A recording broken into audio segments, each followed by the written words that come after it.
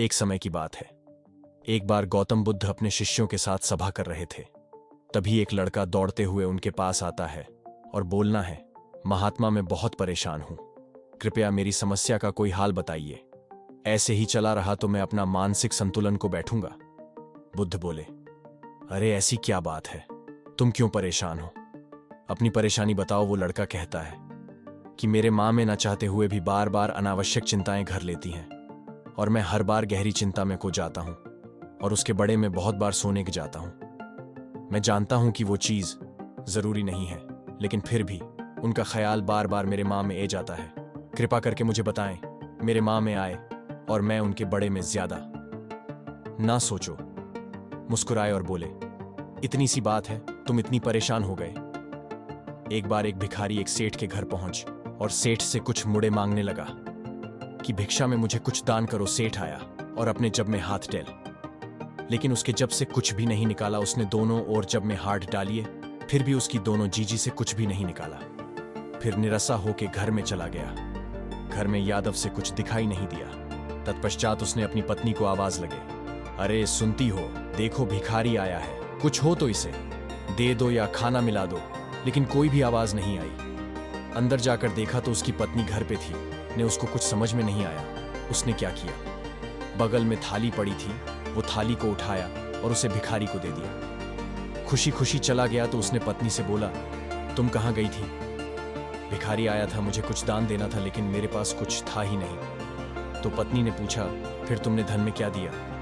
उसने बोला कि यहाँ पे एक थाली राखी हुई थी, मुझे कोई और वास्तु नहीं मिली, इसीलिए मैंने वो थाली उठा के उसे भिखारी को धन में दी थी।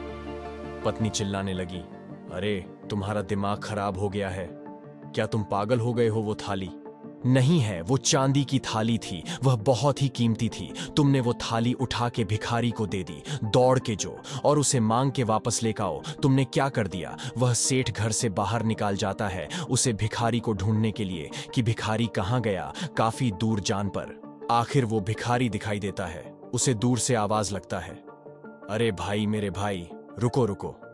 क्या हुआ सेठ जी, आप इतनी परेशान क्यों कर रहे हो? उसे बताता है, दरअसल जो थाली मैंने तुम्हें थी, मैं तुम्हें यह बताना आया हूं कि थाली बहुत कीमती है। इसे कहानी कम रेट में बीच मत देना, या हो सके तो उसे बेचना भी मत। लोग जान जान में तुमसे गलती हो जाएगी और तुम्हारा बड़ा नुकसान हो जाएगा। वो बोलना है, ठीक है मलिक, मैं समझ गया। ये सब बातें एक इंसान देख रहा था और बोलना है, सेठ जी, आपको पता थी कि वो थाली चांदी की है। ये बात जान के बावजूद भी आपने सिद्धांत में दी थी, उसे वापस लेके घर क्यों नहीं गए? फिर सेठ जी मुस्कुराने लगे और बोले, दरअसल मैंने वो थाली उसे दान कर चुका था और दान कर दिया, मतलब इस पे मेरा कोई हक नहीं। और जब मेरा कोई हक नहीं तो मैं भला परेशान क्यों हूं? तो उसे व्यक्ति ने पूछा, अगर ऐसी बात थी तो फिर आपको दौड़ की सी वापस बता नहीं? क्या जरूर है, आप घर पर भी रहते तो कोई दिक्कत नहीं होती। सेठ जी ने फिर जवाब दिया, दरअसल मैं चाहता था कि चलो मेरे नुकसान हो तो हुआ, लेकिन आगे उसे गरीब भिखारी का नुकसान ना हो, क्योंकि अगर इस बात पता नहीं होती तो उसे कम दम में कहा नहीं भी सकता था। इसीलिए मेरा नुकसान हुआ तो चलो ठीक है, लेकिन उसका नुकसान हो जाए फिर उसके साथ बड़ा होगा। मनीषी बात है, परेशान राहत है। मां को नुकसान बता दो, मां को कोई गलती बता दो, नुकसान बता दो, और बार बार इसके बड़े में सोचता है, इसलिए मैंने भिखारी को बात बता दी। फिर गौतम बुद्ध ने बोला, समझे मां, ऐसे ही मां, बस अनावश्यक चीजों से परेशान राहत है। तुम बहुत ज्यादा सिर्फ उन बटन को ही सोचते हो, जी बटन का। तुम कोई हाल नहीं निकाल सकते, बहुत ज्यादा सोने से समस्याओं का हाल ही मिलता, तुम बस उन्हें सोचकर चिंतित रहते हो। इसीलिए अनावश्यक चीजों का बोझ हटाना हो तो मां को यकीन ही देना सीखो कि दरअसल कुछ नहीं हुआ है। जब मां चिंता में हो जाता है तब तुम सही गलत सच झूठ की तुम्हें समझ नहीं होती, फिर तुम गलत फैसला लेते हो।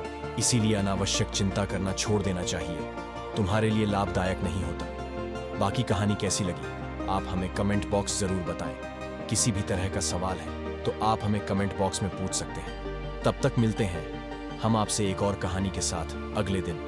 धन्यवाद।